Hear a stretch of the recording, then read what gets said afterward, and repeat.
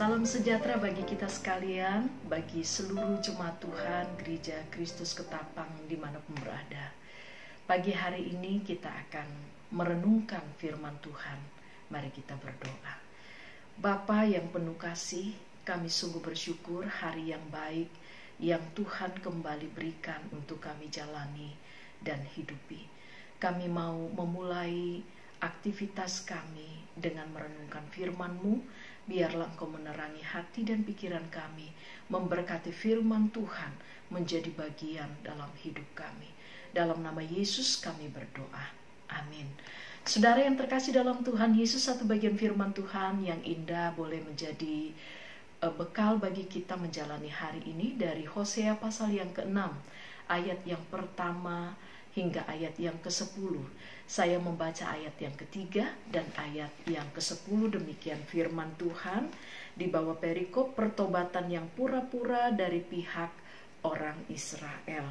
Ayat yang ketiga, marilah kita mengenal dan berusaha sungguh-sungguh mengenal Tuhan. Ia pasti muncul seperti fajar.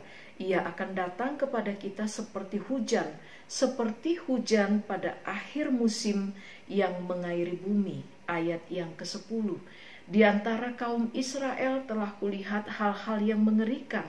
Di sana ada Efraim bersundal dan Israel telah menajiskan diri. Saudara yang terkasih dalam Tuhan Yesus, mendengar istilah bertobat, kita tahu artinya. Seorang yang dikatakan bertobat berarti dia menyadari keberdosaannya, dia menyesalinya, dan dia kembali datang kepada Tuhan. Dan ada perubahan hidup yang terjadi ketika seseorang sungguh-sungguh boleh bertobat. Tetapi tidak demikian halnya dengan kehidupan umat Israel. Di sini Alkitab dengan tegas menjelaskan bagaimana pertobatan mereka adalah kepura-puraan. Bagaimana kepura-puraan itu mereka tunjukkan. Di bibir mereka menyatakan bahwa mereka menyesal akan dosa mereka. Mereka tahu bahwa Tuhan disakiti dengan perilaku mereka. Dan mereka melakukan hal-hal ritual secara rohani, baik mereka mempersembahkan kurban kepada Tuhan, mereka juga melayani di rumah Tuhan. Tetapi di sisi lain, sikap hidup mereka tidak mencerminkan seseorang yang sudah bertobat. Mereka berzina secara rohani. Mereka mencari Allah lain. Mereka melakukan kekerasan kepada sesama mereka. Mereka melakukan hal-hal yang mendukakan hati Tuhan.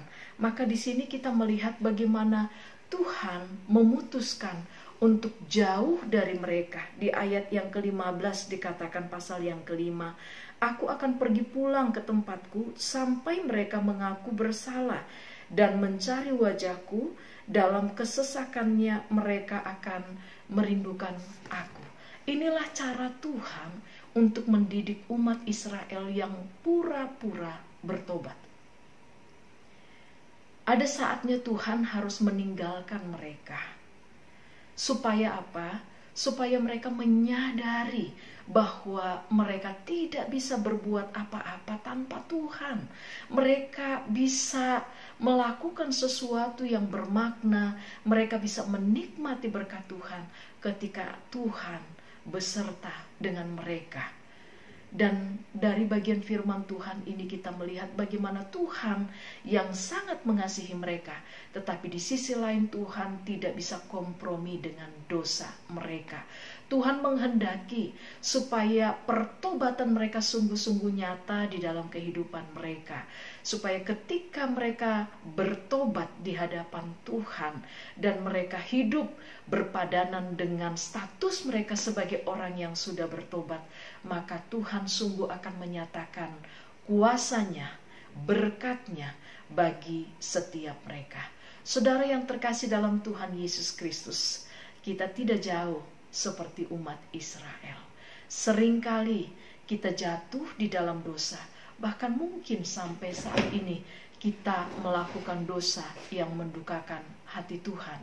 Maka biarlah melalui bagian firman Tuhan ini, saudara dan saya boleh kembali diingatkan oleh Tuhan bahwa Dia murka terhadap setiap orang yang bermain-main dengan dosa. Tetapi Tuhan mau memulihkan setiap kita ketika kita mau kembali datang kepadanya. Mari hari ini kita boleh dengan serius, dengan sungguh-sungguh, kita boleh datang kepada Tuhan dan kita menghidupi panggilan kita sebagai orang percaya, supaya melalui kehidupan kita nyatalah kasih Tuhan, kuasa Tuhan, berkat Tuhan, dan melalui kehidupan setiap kita boleh menjadi saluran berkat Allah.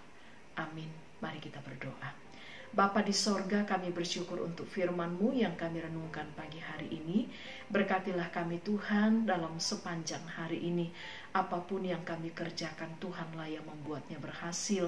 Melalui kehidupan kami terpantullah kasih Tuhan, kuasa Tuhan, dan berkat Tuhan.